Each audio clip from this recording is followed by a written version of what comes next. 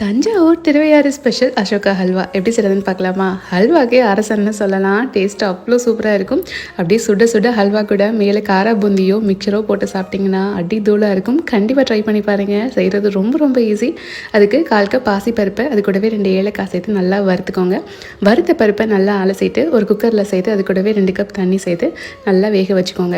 வெந்த பருப்பை ஒரு மிக்சர் ஜாரில் சேர்த்து நல்லா நைஸாக அரைச்சிக்கோங்க. இப்போ கடாயில் நெய் சேர்த்து நெய் நல்லா காஞ்சதும் அது கூடவே முந்திரி பருப்பு சேர்த்து வறுத்து தனியாக எடுத்து வச்சுக்கோங்க. அதிலேயே ஒரு ஸ்பூன் கோதுமை மாவு சேர்த்து நல்லா நெய்லேயே வறுத்து விட்டுக்கோங்க. இந்த ஸ்டேஜில் நம்ம அரைச்சி பாசிப்பருப்பை சேர்த்து நல்லா கலந்து விட்டுக்கோங்க.